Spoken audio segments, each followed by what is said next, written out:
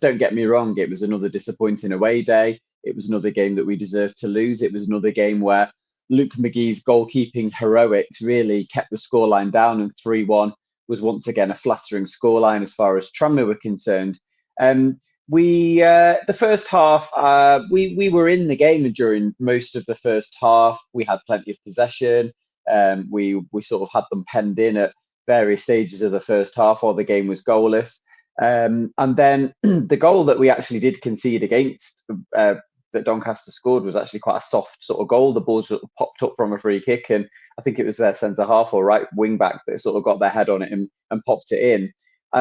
But there was a little bit of optimism at half time, certainly from my perspective, that we could potentially get back into the game against the Doncaster side, who were low on confidence themselves after I think only one win in 9 games and hadn't won a home game since the beginning of October. And in the first 10 minutes of the second half, we had the wind with us, and Harvey Saunders got down the right hand side, sort of got past his marker and sort of shot in at the keeper. And things were looking as though, maybe quite promising, as though we could get ourselves back into the game. And then Tom Davies gets sent off, and it's game over effectively from that point onwards. Gets a second yellow, having pulled down somebody in the first half. There was a question of whether he got fouled first or whether there was a foul on him in sort of the transition play, but Davies could really have no excuses with either of the yellow cards that he received.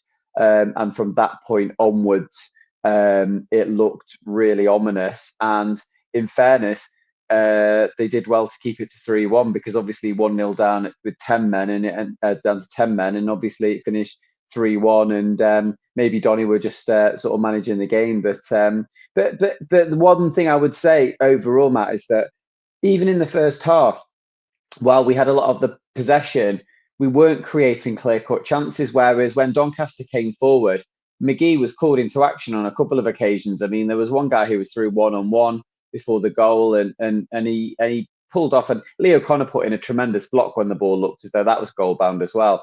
And we just, it's a story of our season, really, especially away from home. We are chronically still short of goals, and away from home, we're really struggling to find the net, as the stats will testify. Let's look at the away form, because the away form has got to be talked about. That was a fourth successive defeat for Tranmere on the road in the league. 3-1 at Crewe, 1-0 at Cheltenham, 3-0 Chesterfield, and 3-1 Doncaster.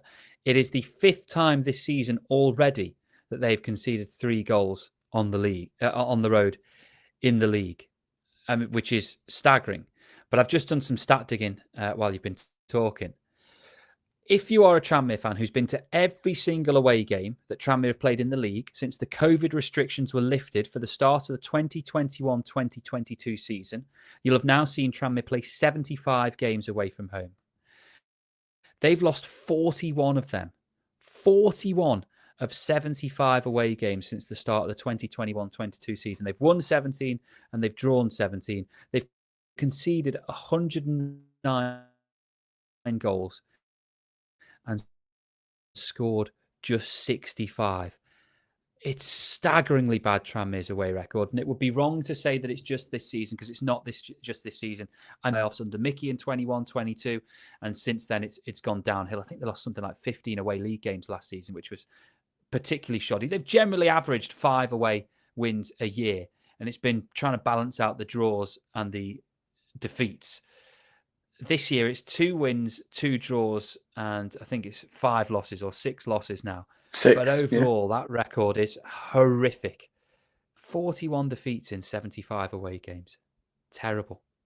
Yeah.